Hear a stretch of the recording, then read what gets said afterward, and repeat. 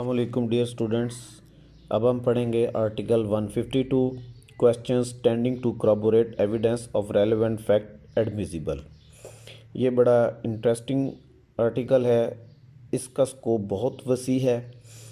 जब एक गवाह कोर्ट में आके बयान देता है अबाउट सम रेलेवेंट फैक्ट और फैक्ट इन इशू, अब आपने ये चेक करना है, उसकी एविडेंस को corroborate करना है कि क्या वो उसकी एविडेंस रेलेवेंट फैक्ट से बनती है। फॉर इंस्टेंस एक गवाह वो कहता है कि at the time of occurrences he was present on the spot. जब वकूआ हुआ तो वो मौके पर मौजूद था। अब आपने उसकी जो ये क्लेम कर रहा है कि वो गवाह मौके पर मौजूद था, इस चीज़ को करबोरेट करना है कि क्या वाकई वो मौके पर मौजूद था या नहीं था।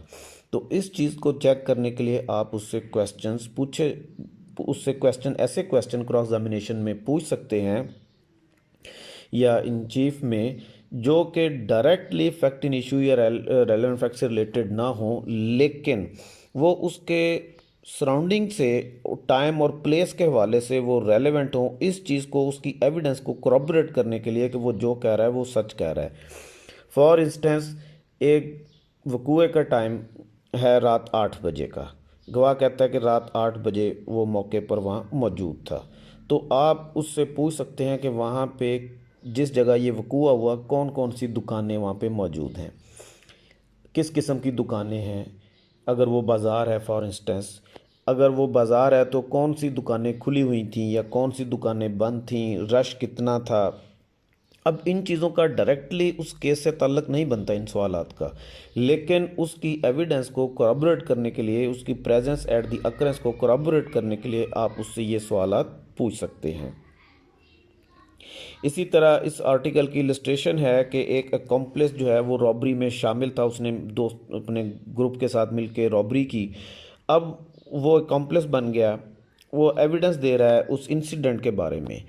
अब वो ऐसे वाक़यात बयान करता है जिनका डायरेक्टली इस रॉबरी से ताल्लुक़ नहीं है, लेकिन जब वो रॉबरी करने के लिए जाते हैं और जब वो रॉबरी करते हैं, इस दौरान जो चीज़ें, जो वाक़यात पेश आते हैं, वो उनके हवाले से वो कोर्ट में चीज़ें बयान, फैक्ट्स बयान करता है। अब इन फैक्ट्स को corroborate करने के लिए इंडिपेंडेंट एविडेंस भी कलेक्ट की जा सकती है, इस चीज़ को साबित करने के लिए कि क्या जो वो बात कह रहा है वो सच है। क्योंकि अगर उसकी ये बातें सच साबित हो जाती हैं तो फिर इस चीज़ से ये कन्फर्म हो जाएगा, corroborate हो जाएगी ये बात कि ही वाज accomplice, वो उस वकूए में मौजूद था, वो झूठा बयान नहीं दे रहा। इसी तरह आर्टिकल 153 ये डील करता है किसी गवाह के बयान के corroboration को।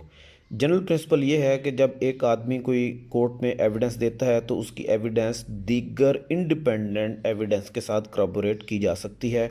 खुद एक आदमी अपनी आज की स्टेटमेंट को अपनी माजी की स्टेटमेंट से corroborate नहीं कर सकता।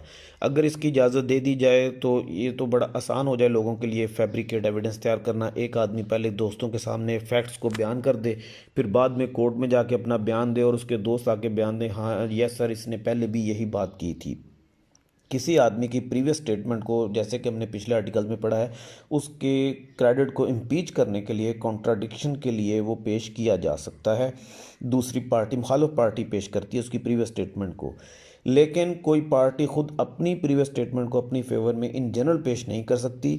हाँ, आर्टिकल 153 ये एक एक्सेप्शन क्रिएट करता है जहाँ पे कोई पार्टी अपनी कोर्ट में दी गई स्टेटमेंट को corroborate करने के लिए अपनी कोई पुरानी स्टेटमेंट कोर्ट में पेश कर सकती है।